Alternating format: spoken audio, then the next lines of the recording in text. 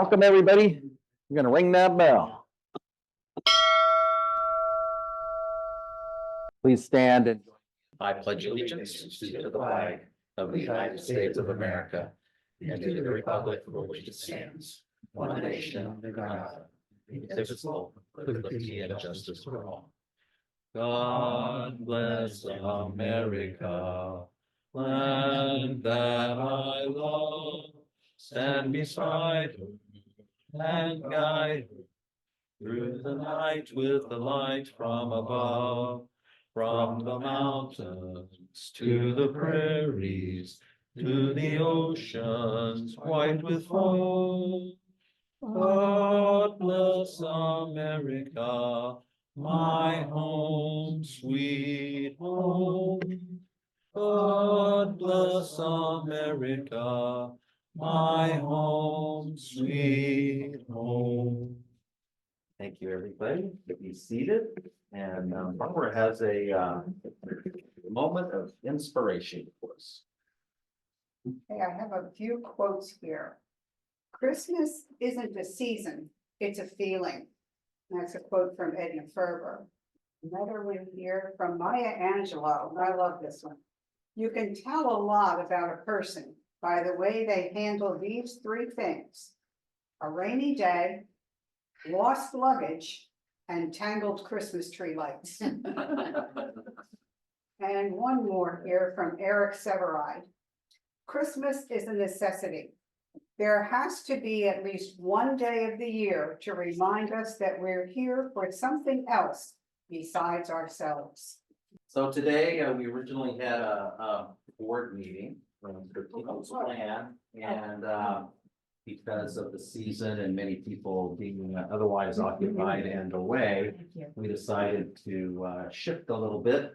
So I'm going to tell you about some of my motorcycling adventures that I had this summer and give you a little bit of context for that. And so we're just going to go right into that. And I've got to be careful because for certain periods of a year, this is all consuming. I live, breathe, eat, sleep. It's always on my mind. Get me started. We can be here till the sun goes down and beyond. So I've got to, I'm going to try to keep it within bounds and try to target that 1 o'clock time to be finished. And so just a little bit of background on long distance riding in general in the US. It kind of all comes together at a hub called the Iron Butt Association. And the Iron Butt Association is an organization that is dedicated to the safe conduct of long distance riding. They have all sorts of tips and experienced riders putting in ride reports and how to do a lot of different things. So from my, so it's the website has a lot of we have 29 tips for long distance riding, and there's all sorts of things, suggestions like don't change the configuration of your motorcycle right before, don't buy a new thing right before you need that thing to give yourself time to learn it and make sure you have time to figure out what's going on with your motorcycle. Most of the Iron Butt Association rides are certificate rides, and by that I mean you look on their website, you look and see what the rules are for that ride, and you follow them. You turn in the information, and you get a certificate that you accomplished that ride. That's examples are what they call a Saddle Sore 1000, and that's 1,000 miles in 24 hours. For people who are in the long distance riding community, that's a throwaway ride, but it's not really. You got to build up to it. 1,000 miles in 24 hours. But they have more advanced rides too. They've got 1,500 hours or 1,500 miles in 36 hours. They call that a bun burner. And then they've got the kind of the gold standard, the big dogs, go for the Fun Burner Gold, which is the 1,524 hours. And that's, that takes some planning, it's not an easy ride. Everything has to go well. You can't hit any big traffic delays, bad weather or anything like that. It's pretty much on the interstate the whole time. And so most of the Iron Butt Association activity is certificate rides, and they have all sorts of stuff. They've got a 50 states. That my first Iron Butt ride was what they call a 50cc. I did the 50cc gold, right? So that's 50cc is coast to coast. That's the CC, and 50 hours or less. So they got the standard 50cc that goes from Jacksonville to San Diego, or vice versa. And then they got the 50cc gold, which goes from New York to San Francisco, which is an additional 500 miles. I thought 50cc was size of your engine. I did too, until I looked further. So I did my first 50cc certificate ride in September of 2001, 5th and 6th in 49 hours and 8 minutes. And so that was my entry into the Iron Butt Association. They've gotten silly. I mean, they do 1,000 miles in state, the Pennsylvania 1,000-mile saddle sore. They've got in city 1,000-mile and 24 rides. Like Minneapolis, you need a big city that has well-established freeway systems so you can maintain, because you really have to maintain a 45-mile-an-hour pace to do 1,000 miles in 24 hours. So the first Iron Butt rally. So the Iron Butt Association collaborates with other organizations that have smaller rallies, 1 day, partial day, multi-day. But the first Iron Butt rally, an 11-day motorcycle endurance rally, was in 1985. There's been 21 rallies. They're held in beginning in 89. They were held in odd years, every other year. And there used to be some filler stuff, and there is still some filler stuff that goes into the even years to give people a chance to get out there in the even years. And for a while, Butt Light was the big one, and it was only 5 or 6 days long instead of the 11-day Iron Butt rally. So what is an Iron Butt rally? It's like I like to, a scavenger hunt is you go get a hard-boiled egg, or you go get a casino chip or something like that. I'd like to call this a geographical scavenger hunt, where you go to places and in an allotted time. You have a starting place and location and time, and you have an ending place and time. So you have so much time to go. They monitor your speed, so you can't go ripping around 150 miles an hour, hell bent for leather. And they do that via satellite tracking. You got to throw up a position report every 10 minutes that reports your location and your speed. And they monitor that. If you're speeding excessively, then there's consequences for that. And that's in addition to any law enforcement that would intervene in your excessive speeding. So you have too many places to go to. You have to decide where you're going to go. You start at the starting location. Everybody starts at the same time. There's about 100 riders in the Iron Butt Rally, and you figure out where you're going to go. And all these different locations have a point value associated with them. We call them bonus points. And the goal is not to be the fastest or the first. The goal is to accumulate points. How are you going to plan an efficient ride and then go execute that ride and accumulate points? And to accumulate a point, you'll go to, like, this bell was a bonus. I've got to have my flag with my number in it. I've got to take a picture of that object, the bell, with my flag number, and then I've got to on the bonus claim form, I got to write in my time, date, and odometer on the motorcycle. And then at the end of scoring, you get into the end or the checkpoint, you turn all that information in, they score you, and you get point values for that. So whoever has the most points, that's the goal. Now, it's not just black and white like that. They throw in multipliers, they throw in categories of bonuses, they have combos, they have threads, so it's a big puzzle. And this is probably the thing that I like about it most. My mind just latches onto that puzzle, and it's constantly solving for the optimum solution. And I can be driving along and something will pop in my head, and I'll pull up my GPS and so what about that? What if I do that instead? And so it's constant. I'm constantly computing this puzzle. So personally, I had my 2050 cc. I rode a bunch of little rallies. I have to admit, I got addicted to this right away. This was so much fun. It hit so many squares. It was the camaraderie. It was the competition. It was the motorcycling itself and going through interesting places. And the interesting places were, places that you would never even dream existed. Somebody putting these things together, they want to send you to places that are cool on nice motorcycle roads, and so it kind of hit on a lot of different levels.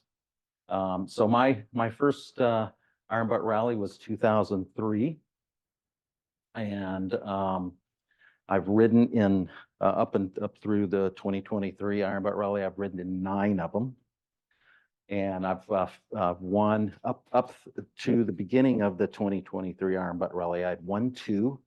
I was the only person to have won 2. I finished second once under a controversial rule where many thought I should have won that one. I had another one where I was leading from start to finish, but I had a mechanical problem the last night of the last day and didn't finish, and so I would have won that. So I found something that I really liked and I was really good at, and and I love doing it. It's the camaraderie. It's being in the hunt. It's really amazing and thrilling to have this and to fight through all the adversity, because a lot of it, you're riding a lot of miles and you have to manage your energy. That's really the key. You have to, there's no prizes, a trophy and bragging rights. So you don't want to put yourself beyond an extreme level of risk. It's already risky riding a motorcycle. This notches it up a little bit. And you don't want to, you want to, be able to safely operate your motorcycle at all times. So this year in 2023, we didn't know what the theme was. You never know what the theme is until you arrive at the start location. It was in Pittsburgh, Pennsylvania. And we found out the theme was food and all its different variations and ideations. And they were actually really quite creative in how they put that together. But there were 3 legs with 2 checkpoints. Started in Pittsburgh. First leg was you had 56 hours, and you had a checkpoint in Tulsa, Oklahoma. Second leg was 62 hours with a checkpoint in Denver. And then the last leg was 120 hours with the finish back in Pittsburgh.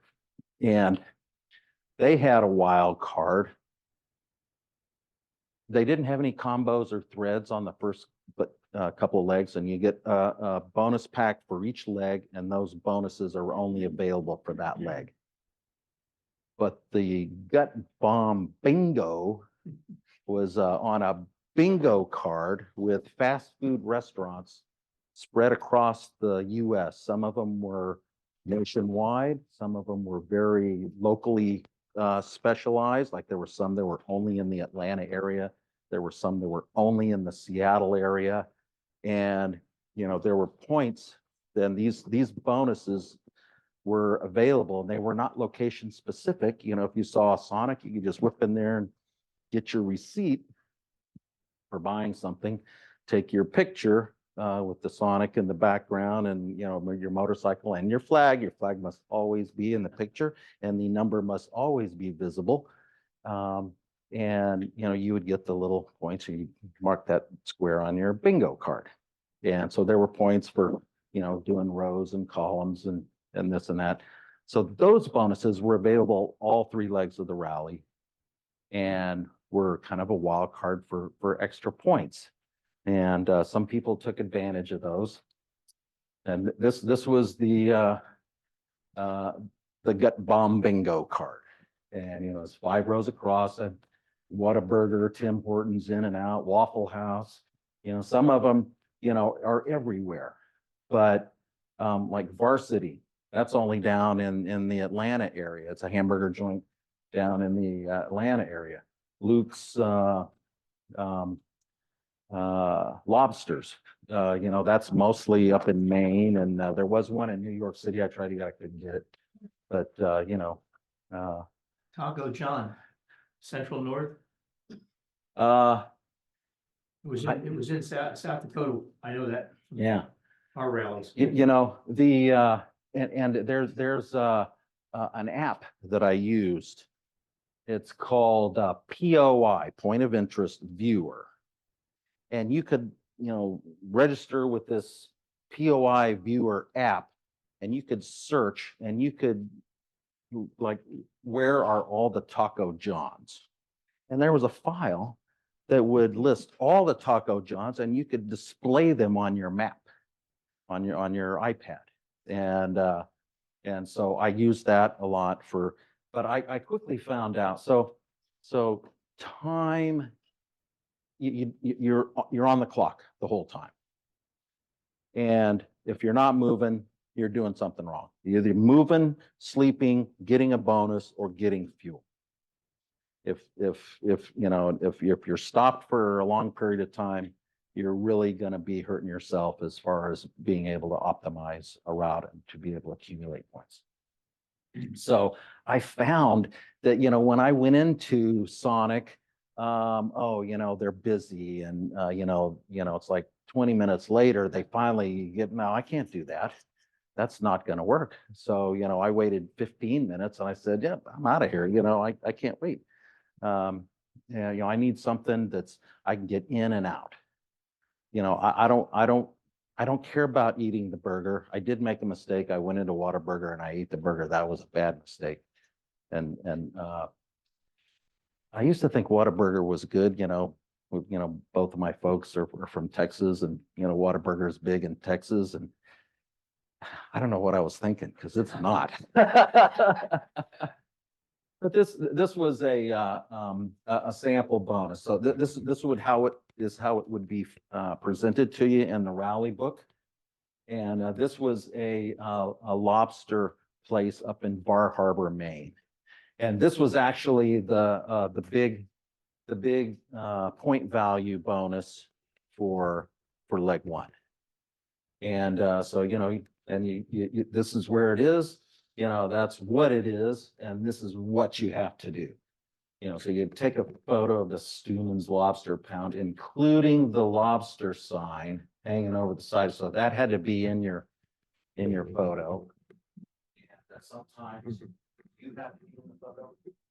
Sometimes your motorcycle has to be in the photo. So you got to read the instructions and make sure that you're doing it right. So there's 100 people.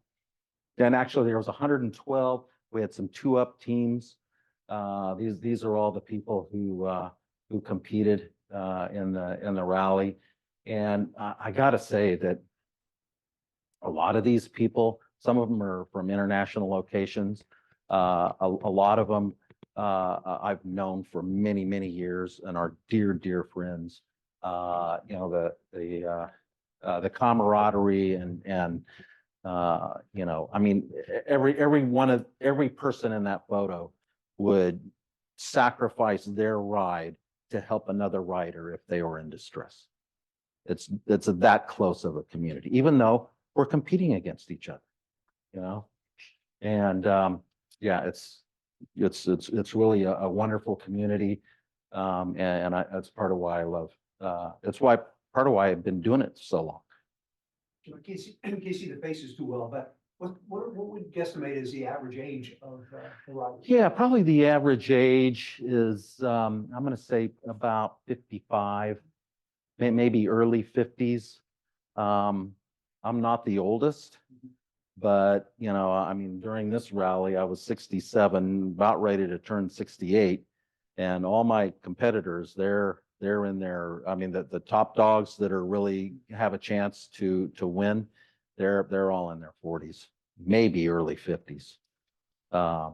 So, you know, they're quite a, and they're fierce competitors. They're good riders, smart, intelligent. They are a force to be reckoned with. James, do you find that you are on the same route with other drivers, or You do see a lot of people. You know, I was surprised this year I didn't see as many as I normally do. But you do come across other riders at different times. And when you do, it's just like a huge emotional lift, because, you know, you just been, you know, slogging out some miles and maybe went through a rainstorm or had to go through traffic. And, you know, you come to a bonus and there's another rider, and you immediately, there's that immediate recognition and bond that you guys are going through the same thing, you know? And so it's just, you know, it's great to see other riders out there, even if they're your fierce competitor who, you know, you're trying to beat. The thing is, there's no, until you come into the checkpoint and get scored, you have no idea how you're doing compared to anybody else. So it's really when you're out there, you're competing against yourself. Can I do this? Can this be done? Is this something that might be a stretch too far? Maybe I need to think of something else. Those kind of thoughts are always going through your mind. So this was the first leg. So we started in Pittsburgh. I'll give you a little bit of context for the graphical presentation here. In the early years, my early years, I needed to have a picture that I could look at and I could see what was worth going for. Point value, availability. That's the other thing I didn't mention yet. Bonus locations are often available at different times. They're daylight only, they're business hours because you have to go inside or inside a park, or they may be available 24 hours. So I need to be able to represent all of that. Some of them are big points, some of them are little points, some of them are in between. So I have a system that I developed. The squares are daylight only. The circles are available anytime. The triangles, see if there's any, the triangles are available at specific times. It's time limited. It's either business. This particular time limit was a specific time. It was a group photo bonus. And I did not go to that. There's another time limited. The red is high value, blue is medium, green is low value, and the violet is ultra high value. So for example, these red ones here, they're probably worth a couple thousand. That was the one that was worth 7,000 up there. These were worth about 5,000 each. And so I took off up through here, went to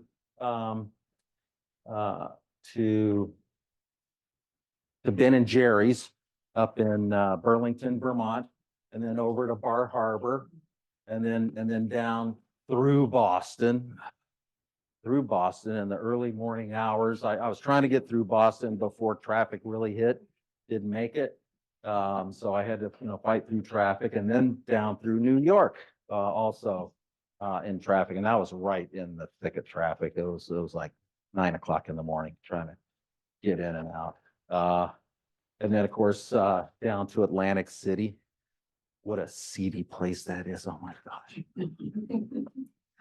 I mean, you just go into town and you just skin starts to crawl, you know, it's like, now, so managing fatigue is a key factor, right? And the rally organizers recognize that rest is important. So they give you points for resting. They give you rest bonuses. The first leg had a 8-hour rest bonus. And the second leg had a 8-hour rest bonus, and the third leg had 2 8-hour rest bonuses. So I'm just going to do a little sidebar here and kind of give you a little bit of context on how I approach my thought process to resting. So in previous rallies, I did a lot of writing beforehand so I could get in the groove and make sure everything was clicking right. And I would just push, hard, and rest when I got tired for the minimum amount of time, and then back into it again. And this was both before the rally, preparing for the rally, and during the rally. And I found myself doing very well on the first leg, doing not quite so very well, but still well on the second leg, and then hitting the wall for the third leg and not having the energy level to be able to, really power through that last leg. So the sidebar is I have a wonderful, strong, supportive, encouraging wife who lovingly supports my dreams and endeavors in this area and all areas of my life, but is strong enough to offer constructive criticism in a way that I'll listen to it, because I'm not always, willing to listen to criticism. So her constructive criticism was, you're doing too much before these rallies and you're starting tired. You know how to do this. You don't need to do all that. Don't do it. Start the rally fresh. So this year, that's exactly what I did. I didn't do any of the lead up stuff. I did a couple of rides with a couple of good friends, and just to make sure everything on the bike was working properly. And so I started the rally very well rested, fresh, confident. So my philosophy going into the rally, unless there was other reasons for me to do otherwise, I was going to ride until the rest bonus, take the full rest bonus. You could take 4 hours or 8 hours, and you get points for up to 8 hours, and then ride to the checkpoint. So if I wasn't getting paid to rest, I was not stopping. I was going. Okay. So that's exactly what I did. Now, post-ride analysis, I can tell that toward the end of each riding period, there were mental errors that were starting to accumulate. And so that first day, we took off at 10 o'clock. Off I go up. It's about midnight or so, up at Bar Harbor. And my arch nemesis, Mike Brook, who beat me out on the 2021 Iron Butt Rally. He was a rookie that year, and he won his first Iron Butt Rally in 2021. I was in first place at the first leg. I was in second place on the second leg, and then he went ahead to win. I caught up to him, and maybe the last 10 miles we rode together into Bar Harbor, and then he provided the light for me to take my picture. He shipped his motorcycle, was like, because it was at midnight, lighting up the place. And and we had a short little chat. There was some heavy police activity in the area, so we were talking about that. And but then then I didn't see him for the checkpoint. But I came down, you know, and all the way through, it was about, you know, 8 or 9 o'clock in New York City, coming through here. Horrible traffic, you know, getting off and, you know, getting my Google map to route me off into some road that was open, you know, going down trying the, you know, I-95, trying the Merritt Parkway, all this stuff. It's just a really busy, congested area all through that area. And so I got there, I got into New York, and I'm coming down, and I somewhere in here, the battery on my satellite tracker ran out. And I didn't have it plugged in. I wasn't thinking about it. Usually I got about 36 hours.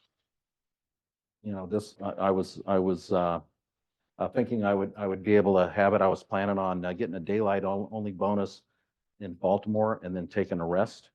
And I was thinking that it would last till then, and I was mistaken. It quit up in New York, and I was not aware of it because I wasn't tracking it. Probably because I was at the end of that writing period and I was starting to make mental errors. So I discovered it when Janet said, you know, it doesn't look like you're tracking anymore. And I looked, oh my gosh, it's dead. And I'm going down 95 towards Baltimore. And I probably did the most dangerous thing I could have done. I pulled over to the side of the shoulder on I-95. What a crazy thing that was, to try to figure it out. And I said, no, this is not going to work. I'm going to the hotel. So that's what I did. Went to the hotel, and that was my first 8-hour rest. And when I woke up, I had to come down through basically Atlanta, where there were some bonuses along through there, a couple of bomb bingos in there, and it was raining, so I had to ride in the rain. There was an interesting, there was a water tower. Has anybody, what's that show that with Robin and the disgraced actor who was it was a TV series. You're the one in Savannah? Yeah. Oh. No, it wasn't Savannah, but it was in South Carolina, Greer, South Carolina. Anyway, there's a water tower. If you saw this show, you'd know the water tower because that's the one we had to go to.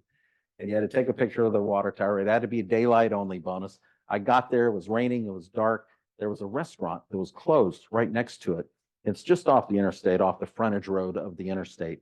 And I said, you know something? They got one of those, it wasn't a Cracker Barrel, but it had that big wide porch. And I said, I'm gonna just pull my motorcycle in here and get under that porch and enjoy my sandwich that I just got at my gut bomb bingo there, and wait for it to get daylight and be out of the rain for a little bit. So I was off. Determines daylight? Do they track it? That's a great question, and it's been a source of controversy the years long. They've got a rule now. There has to be natural light in the photo. It's not time the sunrise. It's not civil twilight. It's not those other two versions of twilight that exist. There's a natural light in the photo. You get it. No natural light. No. So they used to have, and I've got some great stories. I mean, in 2005, there was a rule that if you got the photo, and this was back in the days of Polaroid, if you got the photo and there wasn't discernible natural light in the photo, if you got a receipt from somewhere in that vicinity within 1 hour of specific sunset, then they would give you credit for it. And they got rid of that. But that was an interesting story in rural western New Mexico. So through Atlanta, through Memphis, it was all good. So there was the first bonus. It was the world's largest pancake griddle.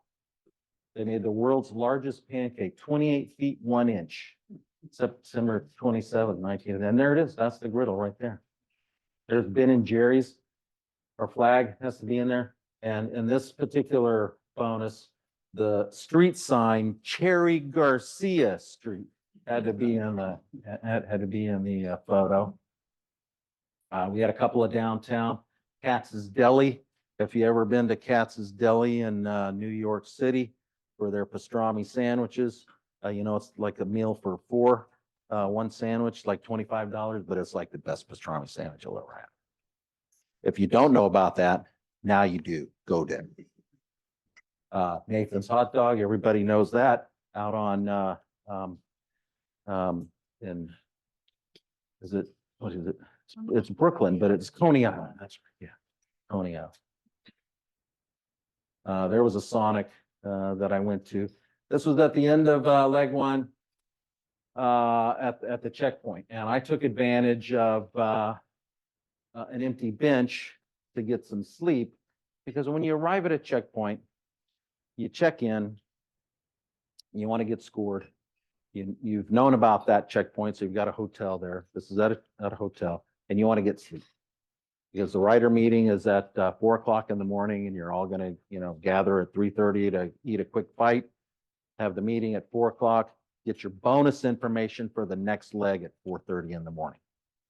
And and then you're on the clock, whenever you get your plan done and you can go, you can go. So they had a tornado go through and shut down power to the whole town the night before. And they scrambled and they were able to get power back up to the hotel.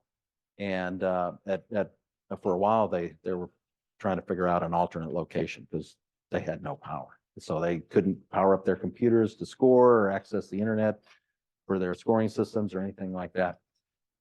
So they were all backed up and behind. And it took 3 hours to get scored when you should be up there sleeping because getting ready for the next leg. So I found that bench and somebody took a picture of me and I was out. So we got our next leg, and so here we are in Tulsa.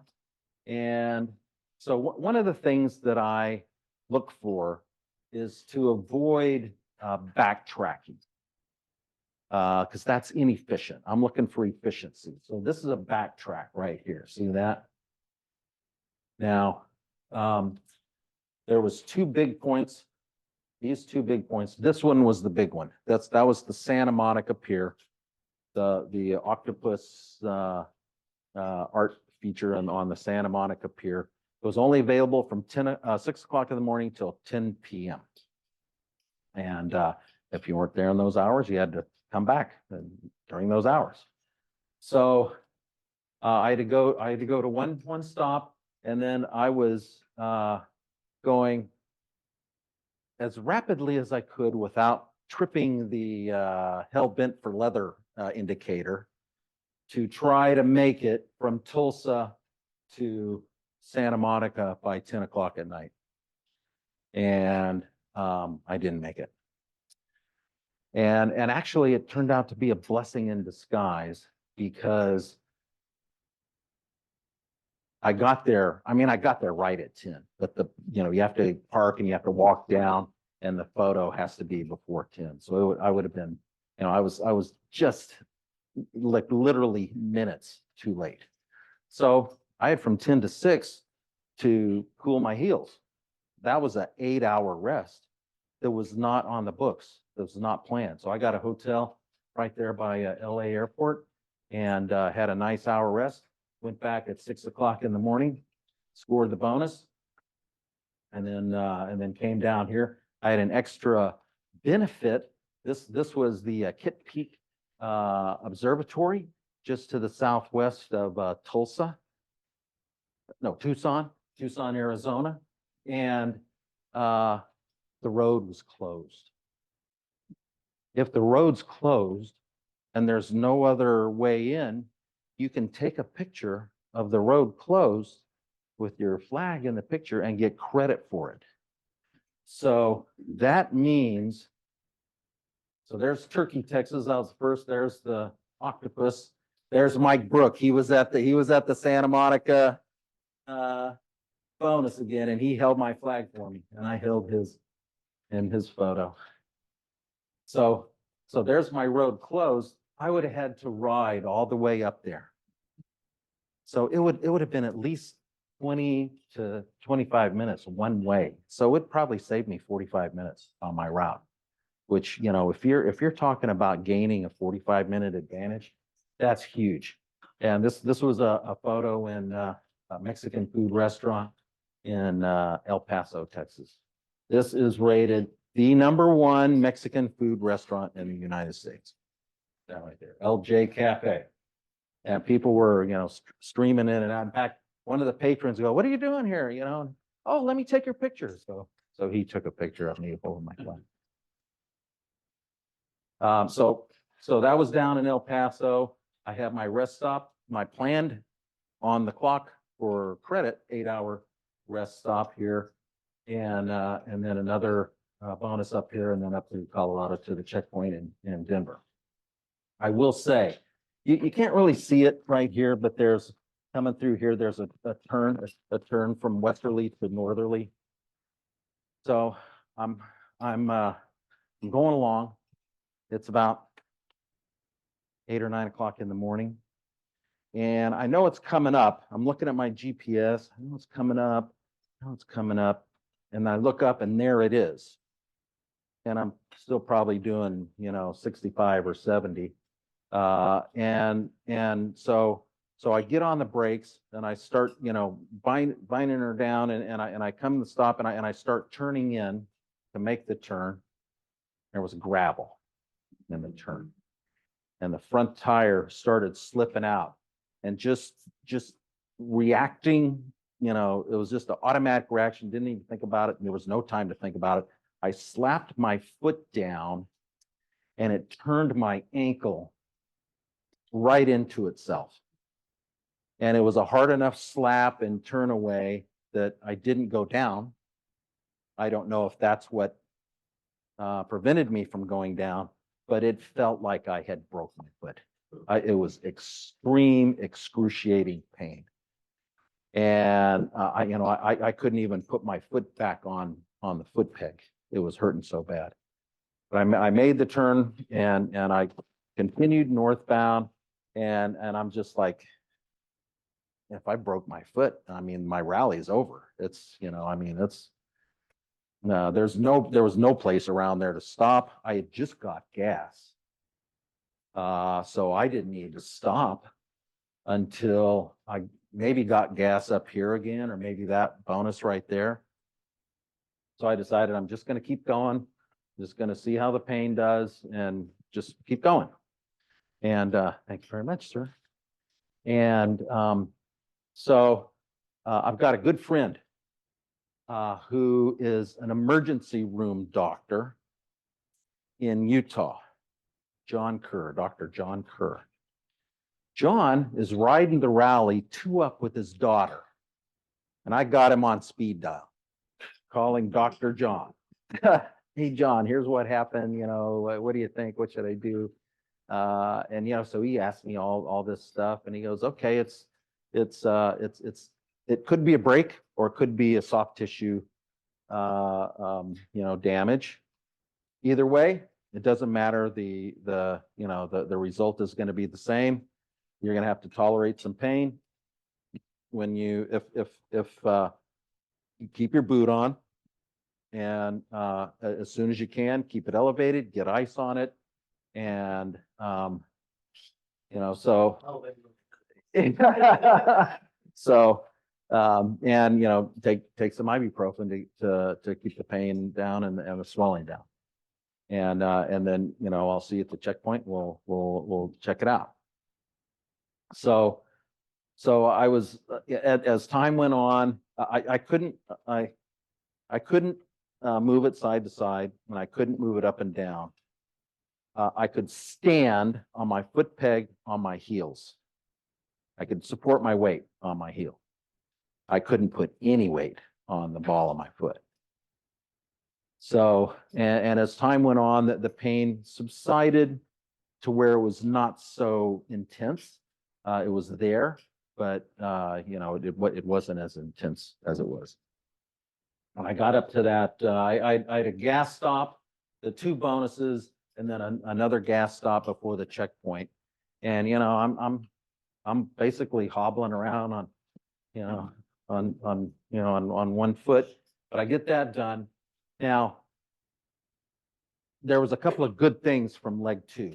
I got this extra 8-hour rest bonus. Plus, I was on track to get into the bonus, the checkpoint 2 hours early, 2 hours before the penalty window opened. And so that allowed me to get in, get scored. The rally organizers knew of the injury that I had. They were, you know, mustering bags of ice and, you know, ready for it. And actually, when I pulled in, they said, get over here, you know, put this ice on and under your boots, stick it in there. And so they were taking good care of me. And my sister and brother-in-law were there. Now, there's not enough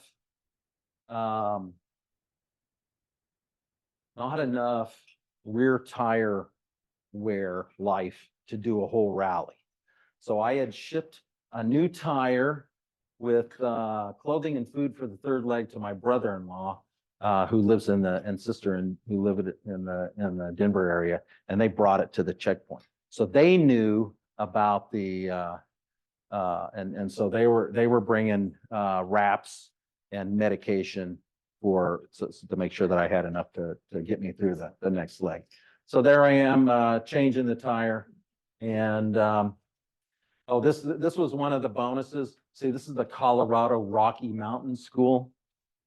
Colorado Rocky Mountain School, right? Now, you might think, you know, how does that fit into the food theme? What's food about Colorado Rocky Mountain? Well, they made their mascot the oyster.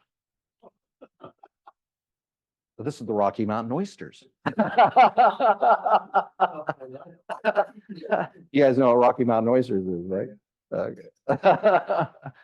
So that was kind of a cute bonus for that. And then the rally is decided on the 3rd leg. So at the end of the 1st leg, Mike and I were, I think, in 3rd and 4th place. At the end of the 2nd leg, we were in 4th and 5th place.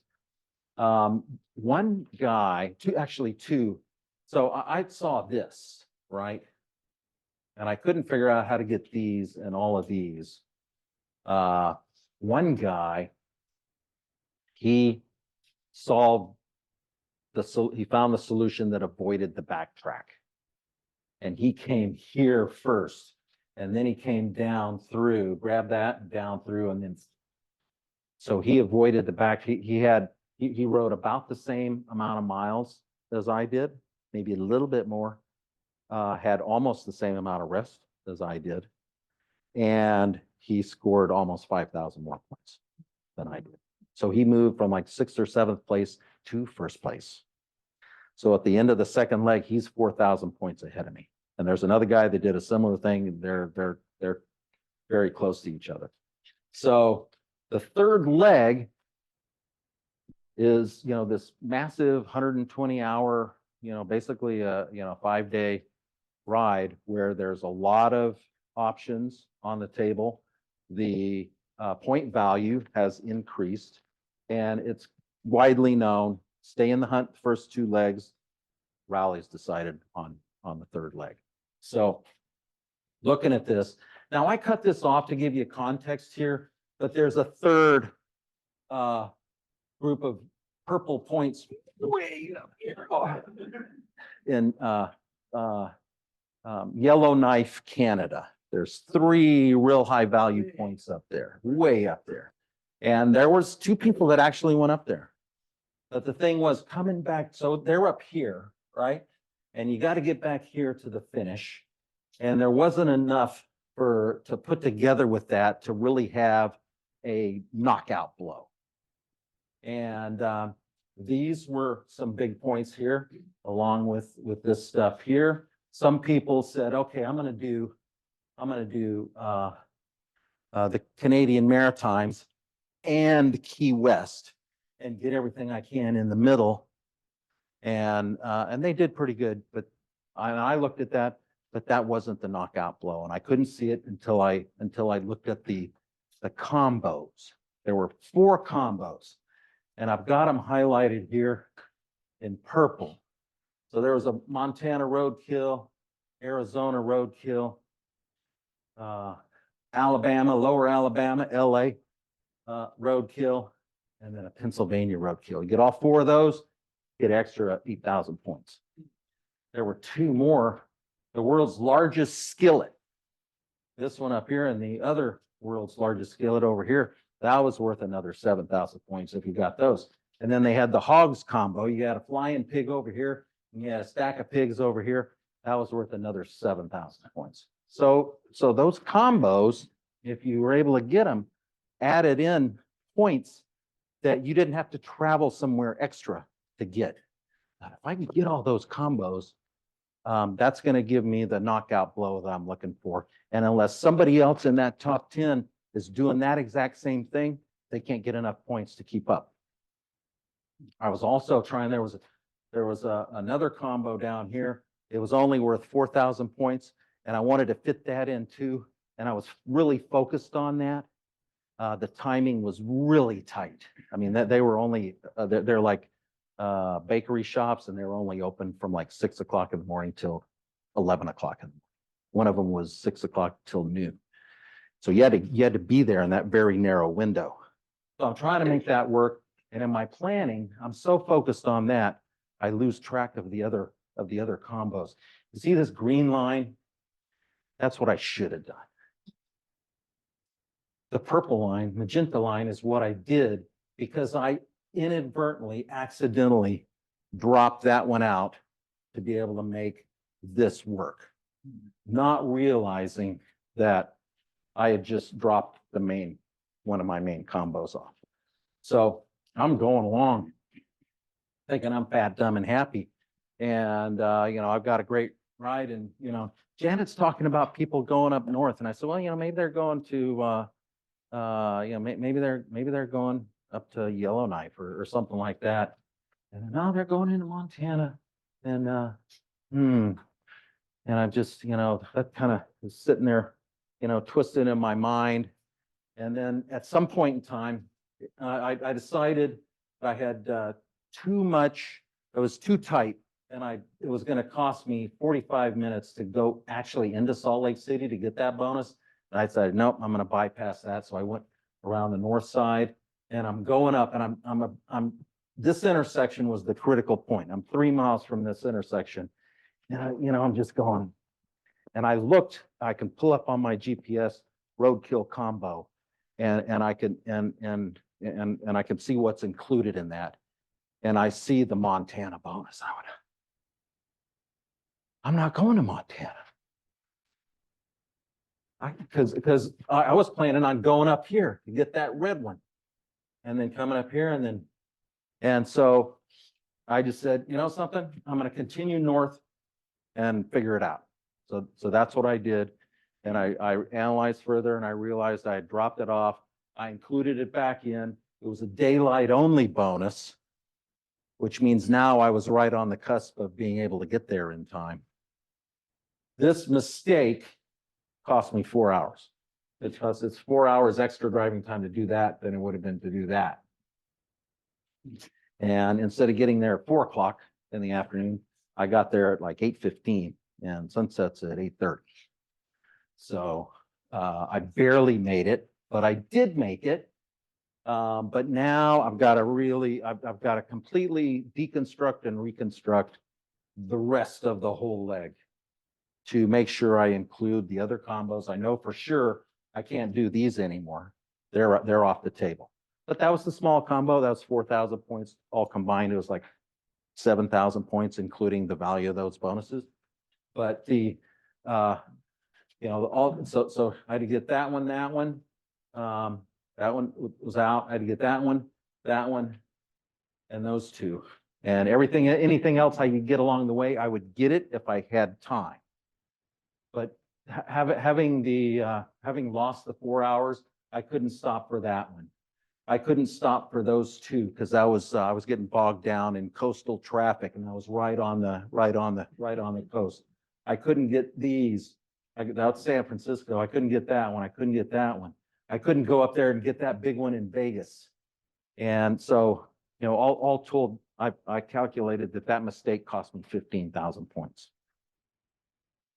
And but one thing that I've learned from doing these iron butt rallies is, you're going to make a mistake.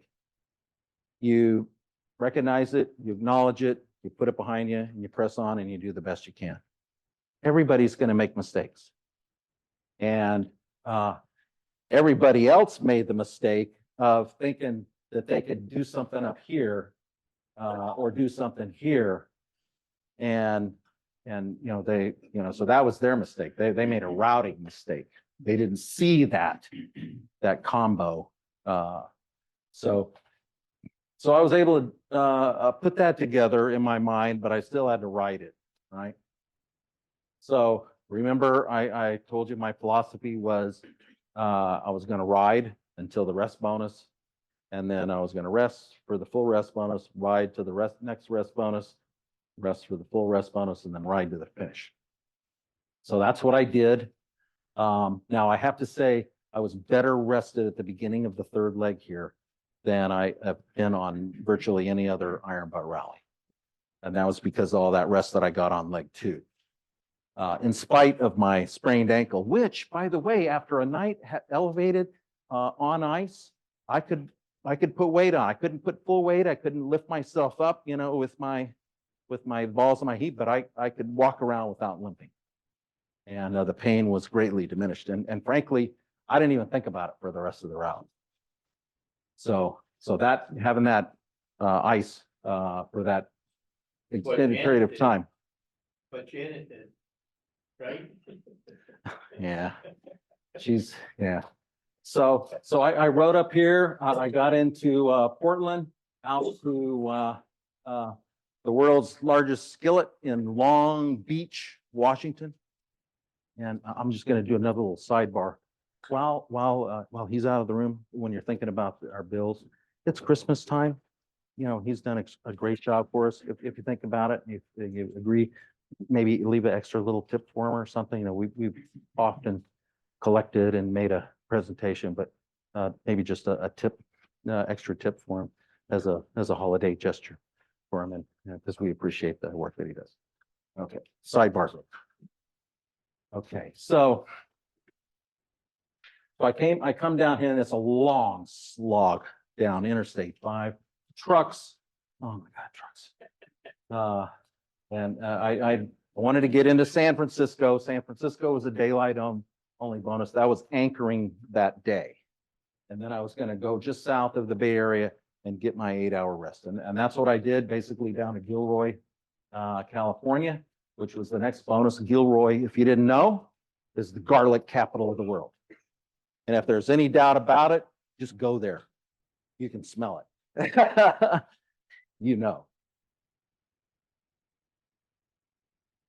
And it was very interesting because I bagged that bonus in Gilroy, and I was heading back out to I-5 to come down to the LA basin. And the traffic coming in for people going to work in the garlic factories from I-5 was nonstop.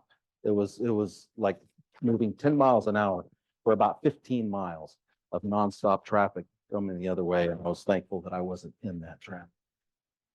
So came down to the LA basin, got the flying pig bonus. That was cool. Went out to a camel dairy. Has anybody ever been to a camel dairy? Me neither. Well, actually I have now, but I never even thought of a camel dairy. I was like, and then out through Southern California to the flying. That was the next roadkill bonus. And so I got to say, Trucks, I hate trucks. Trucks on interstates are just horrible. I'm coming, all this time. I'm looking at the big picture when I'm gonna get back to Pittsburgh. And I got about 2 hours between 90 minutes and 120 minutes, depending on what I'm looking at,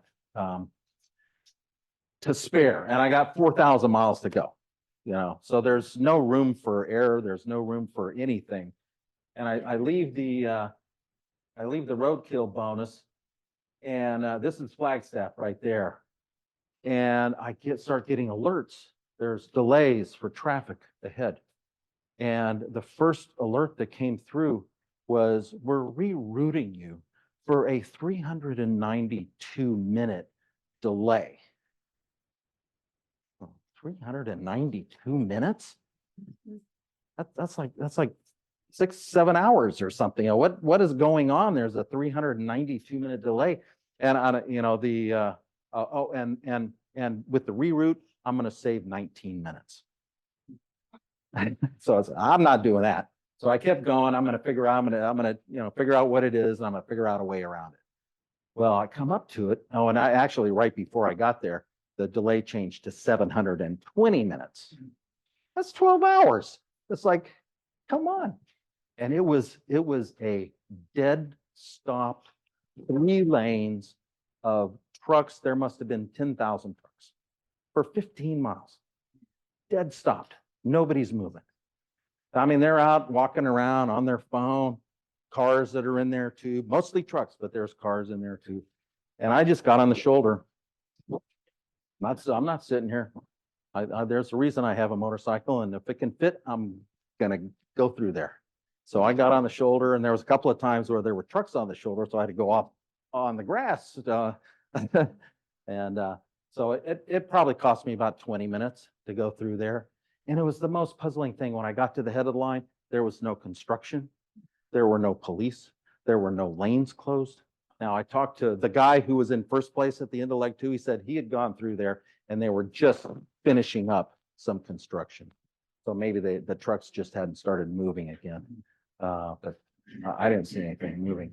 And then after that, I had a beautiful, peaceful, it was right in the dusk of the evening, up to the Hopi Reservation, through the beautiful northern Arizona desert. It was magical. The light was, in that late evening light, it's just beautiful. And so that was my reward for having sat through that.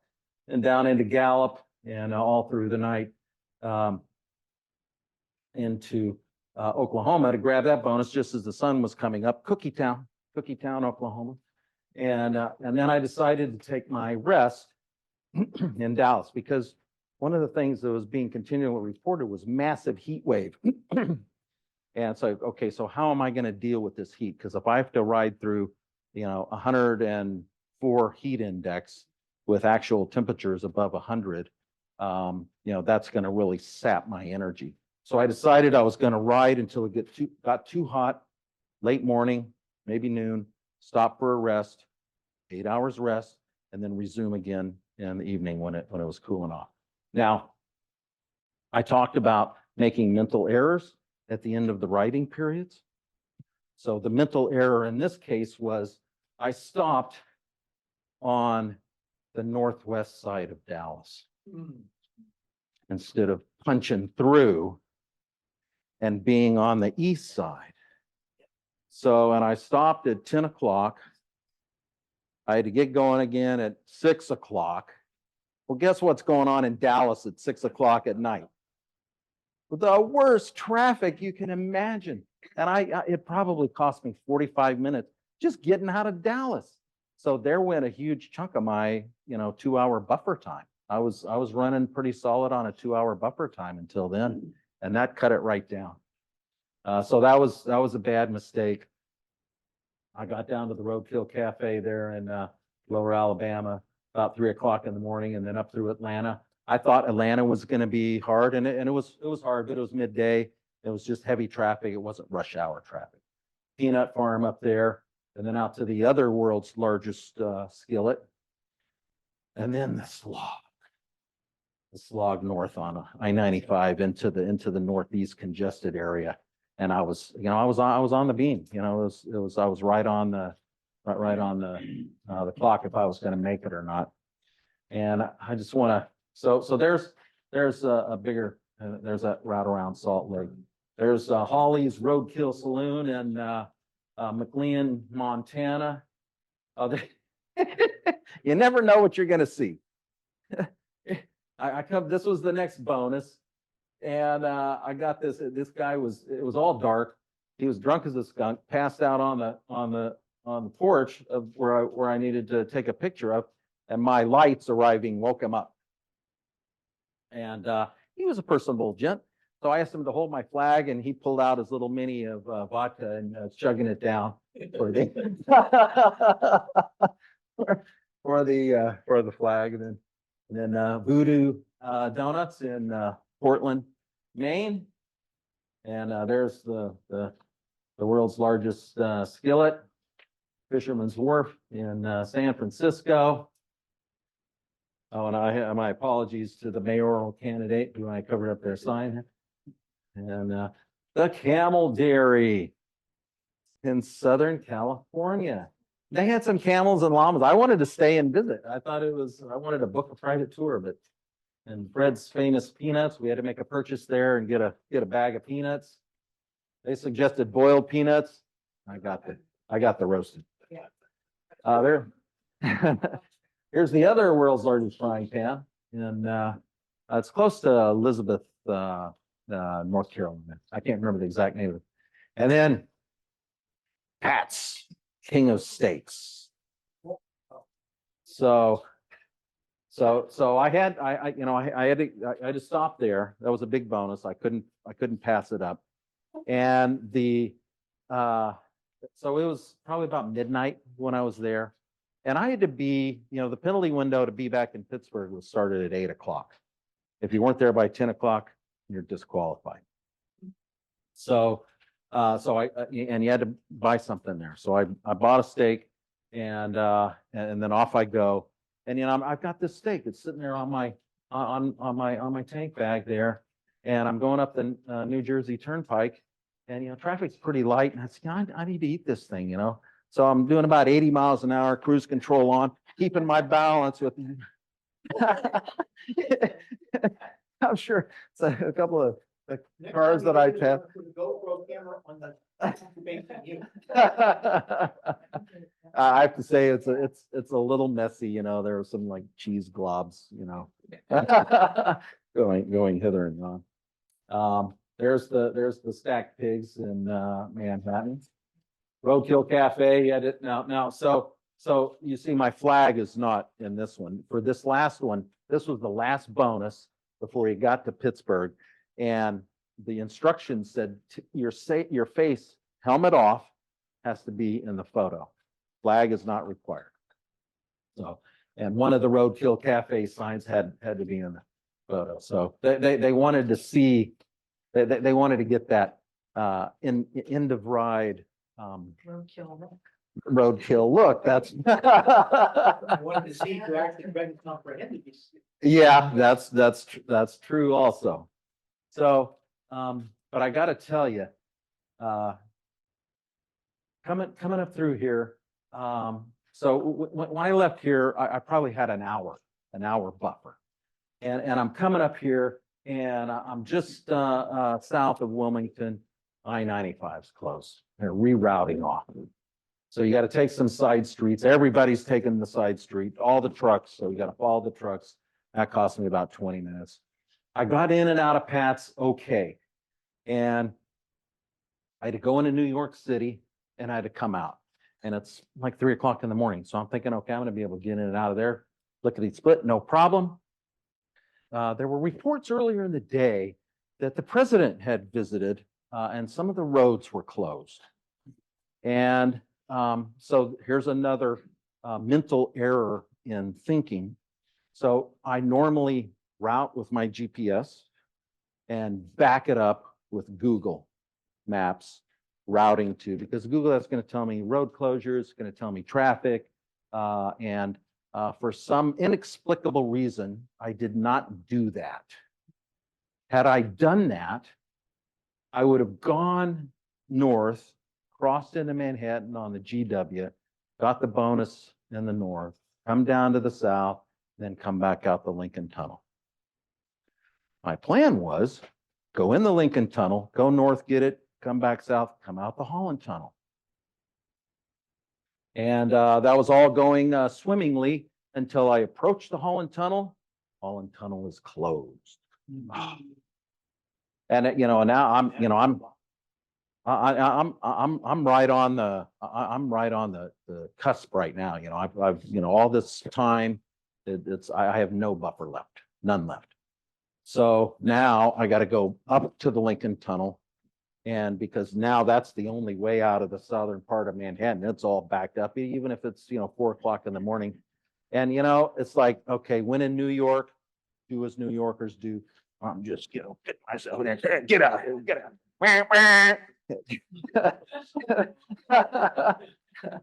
And so I was able to get out of there. So that's okay. Yeah, that's okay. I'm sorry. Yeah, it is going a little bit long. I'm sorry. Yeah. Merry Christmas. Say hi to Neil. I will. Thank you, Mary. Hopefully I'll have a video for you up on the system soon. Bye-bye, Tanya. Thank you for coming. Oh, okay, okay. So I finally got out of there, and from there it was pretty pretty straightforward. Out to southern central Pennsylvania, and then up to Pittsburgh. Well, and I actually made up some time because there's no traffic, and I got in there, and I had about 15 minutes. I had about 15 minutes to spare. Well, as I'm leaving that, I'm getting alerts. We're rerouting you because I-76 is closed. And it turns out a banana truck had overturned and it spilled its bananas all over I-76. So I went up to, I got on I-76 and went as far as I could, and they routed us off right at it's Highway 30 going through. So it's 2 lanes each way, but it's residential, it's small businesses, it's stoplights, and that goes for about 30 miles. And so as I'm going along there, I'm just losing time left and right. And I actually got into Pittsburgh at about 45 minutes late. So when you're in the penalty window, so I'm 45 minutes into the penalty window. So I got there at 8:45. There's a 60-point penalty per minute for being late, and those points accumulate and get subtracted from your accumulation of your score.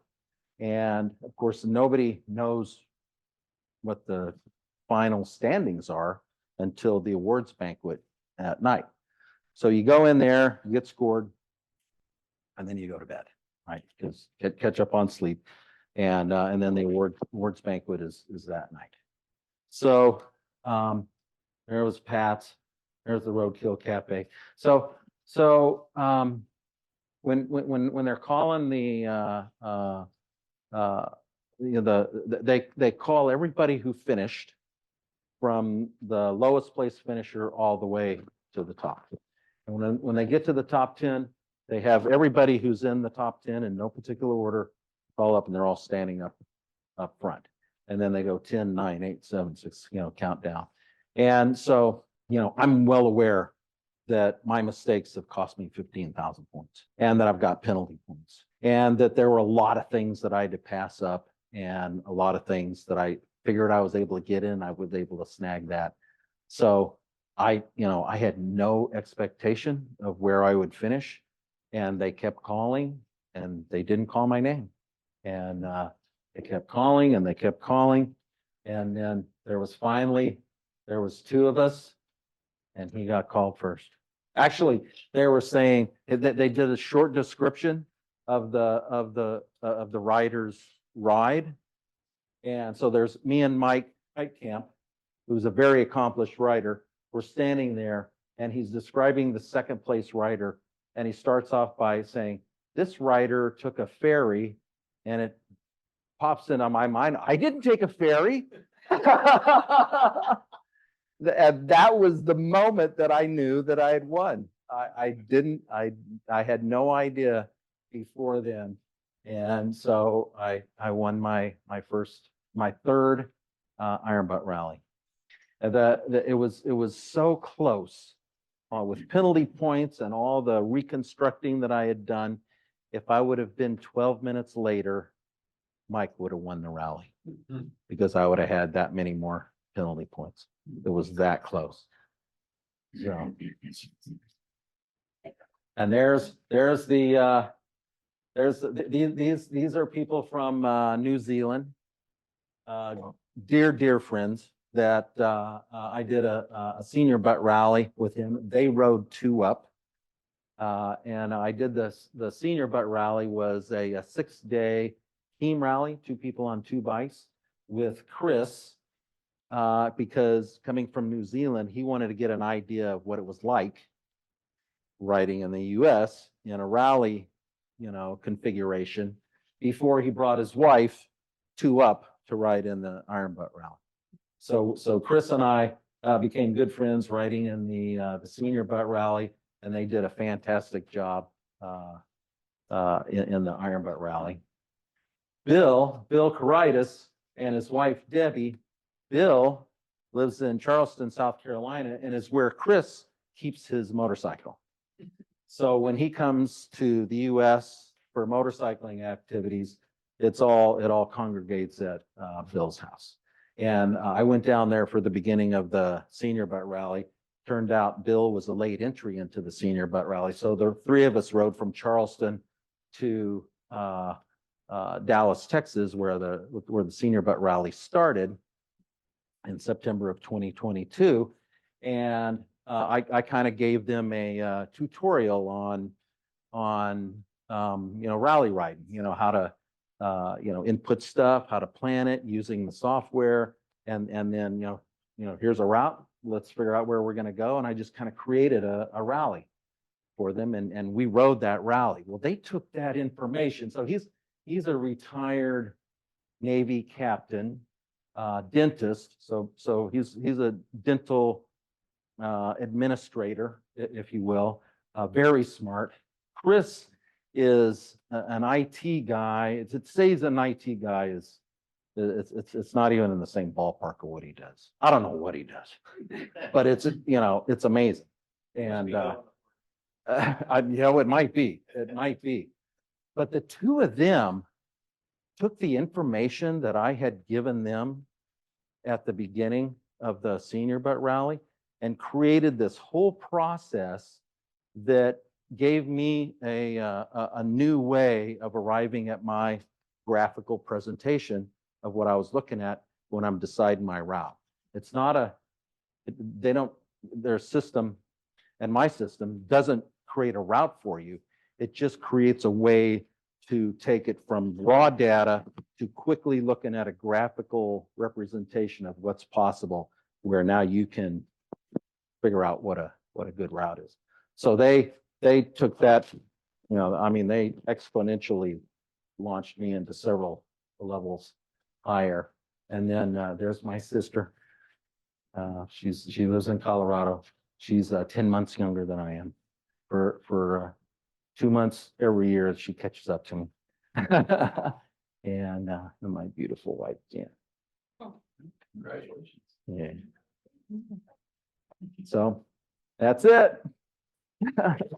James, you have any mechanical issues on the trip? I had no mechanical issues whatsoever. The bike was extremely well performing. I had I don't know if you can tell from the see the auxiliary fuel tank there. I designed that to be as close to the center of gravity as possible. So it's low and forward. I've got a pad here that forms a backrest, and that helped with the handling of the bike.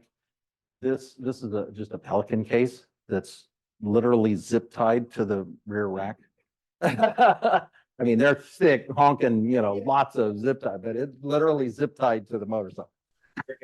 Are you allowed to carry? You can carry a total of 11.5 gallons Main tank and backup.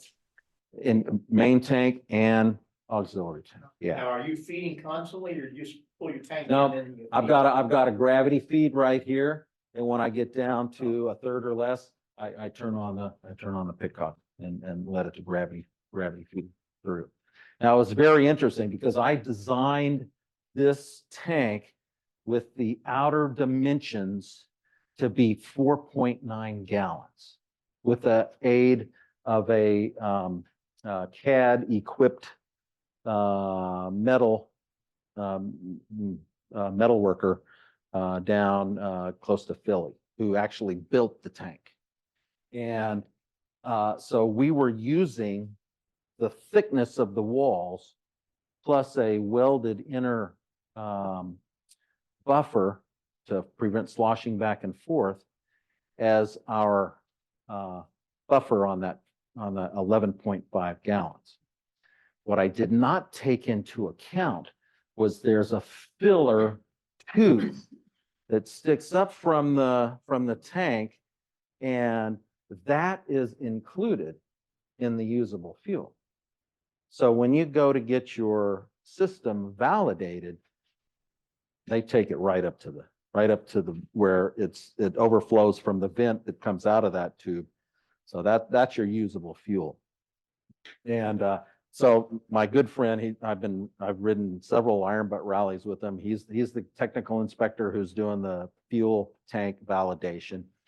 We fill up the tank at the gas station. So we got to be at 4.9 or less. And I fill it up and I'm looking and it's like 4.8. But I still got to put some more in because he goes, no, you got to fill it up. You got to bring it up right up to that line. And I can't look, I'm just filling it up and it gets there and he goes, and then I turn around and look and it's 4.905. And he goes, I don't measure thousands. So he gave me credit for it, but it was technically speaking. Right about then, I've been looking for a sledgehammer. Yeah. I mean, how much is a thousandth? Like a thimbleful of fuel. But oops, I did that, didn't I? Yeah. Oh, I got a pointer here. Doesn't work. It doesn't work on the screen now, does it? Yeah. Yeah, laser on, doesn't work on TV. Yeah. James, how many of the 100 that were in it were riding BMWs? I think probably in the neighborhood of about half, maybe not quite half. There's a few Harleys, quite a few Yamaha FJR 1300s. That's a popular platform. And there's also Hondas. Yeah, couple of Suzuki Concourse, Kawasaki Concourse. Chris Wiltshire from New Zealand, he rides a Kawasaki Concourse. I Yeah. found it interesting, his last two iron butts, I look at the list of bikes and models, and it's interesting to look at some of the older Harleys. Yeah. Start the race. Yeah. But I never realized, what are they finishing? Thank you, James. Thanks, James. You're welcome, Chris. So from when you first started until now, what is the, there's a natural aging process. What is it that challenges you the most? Is it the same focus? Yeah, it's maintaining energy levels. Yeah. I Competition you're going to have. yeah. It's going to be an issue. Yeah, I think it is probably staying focused. I look at those mistakes that I made, looking back on them and yeah, it almost makes me want to do another one. Yeah. Just so I can correct those mistakes. Basically 2 years, right? Yeah, it's every other year. It's every other year item. There's something to be said for going out on. It is a risk. It is a risk. Yeah, it's a substantial risk. Yeah, and every time, you're out there putting it on the line. So. Trucks and Kennedy, I'm not getting any less, right? Yeah, it was great. Appreciate it. Thank you.